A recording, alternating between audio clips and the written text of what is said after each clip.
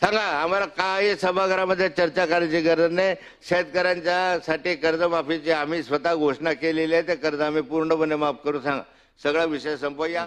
पण माझं म्हणणं आहे की अजून 50,000 कोटी काढा ना, अजून काढा आणि त्या शेतकऱ्यांची कर्जमाफी करा। तुमचा दिलेला शब्द तर पाळा ना।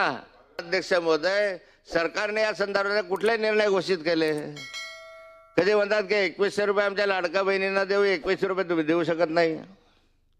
कधी कर्जमाफीची घोषणा ज्या मतदानाच्या वेळेस केली, आता म्हणता कर्जमाफीचे शब्द सुद्धा काढायला तयार नाही।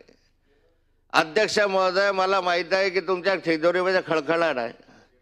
तुमच्या तिजोरीमध्ये पैसे आता पगार जायला सुद्धा उरणार नाही अशी स्थिती तुमच्या तिजोरीत आहे।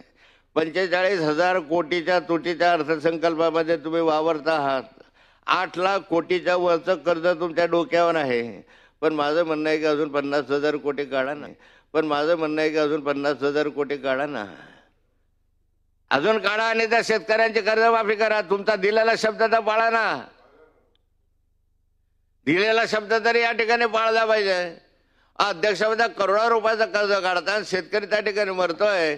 सामाजिक न्याय विभाग असेल, शेड्यूल ट्राईबचा विभाग असेल, याने पैसे कमी करून टाकले, बजेटमध्ये पैसे कमी करतात। अत्यंत महत्त्वाचा प्रस्ताव आहे। विरोधी पक्ष नेत्याचा शेवटचा प्रस्ताव ज्यावेळेस येतो त्याला काही अनन्यसाधारण महत्त्व आहे। आम्हाला सांगा ना, तुम्ही काही गरज नाही याच्या चर्चेची। सांगा कर्ज कधी माफ करणार आहात? माझा जो शेतकरी आत्महत्या करतो त्याला न्याय कधी देणार? काय कर्जमाफीच्या संदर्भातली भूमिका तुमची आहे? काय बोलायला तयार नाही, एक शब्द सुद्धा बोलायला तयार नाही तुम्ही कर्जमाफीवर। कुठं बोलले आहेत? करा। उत्तरात खाली पाहिलं मी उत्तर तुमचं, कुठं आला तुमच्या? आणि वर काय उत्तर देणार आहे? सांगा आम्हाला काही सभागृहामध्ये चर्चा करायची गरज नाही। शेतकऱ्यांच्यासाठी कर्जमाफीची आम्ही स्वतः घोषणा केलेली आहे, ते कर्ज आम्ही पूर्णपणे माफ करू। सांगा सगळा विषय संपव। या अधिवेशनाचं फलित काय?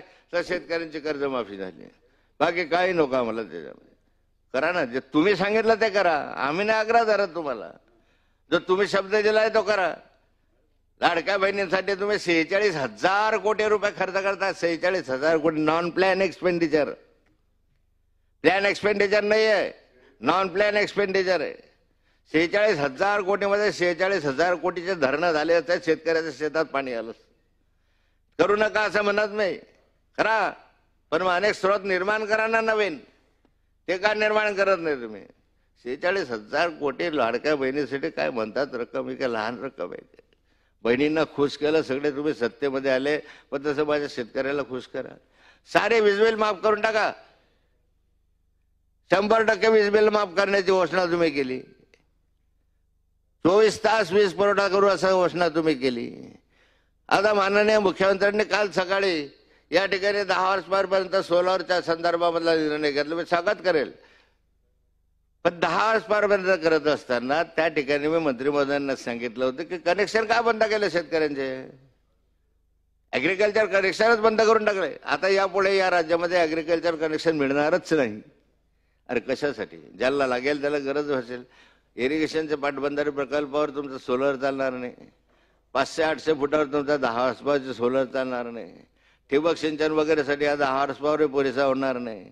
मग अशा ठिकाणी ज्याला आवश्यक असेल त्याने त्या कनेक्शन घ्यावं, याच्यावर मर्यादा का आणता? अनेक प्रश्न या राज्यासमोर रस्त्यांच्या संदर्भामधले, मोठे मोठे पूल त्या ठिकाणी बांधतात, पण ग्रामीण भागातलं काय? ग्रामीण भागातल्या रस्त्यांसाठी पैसा आहे का?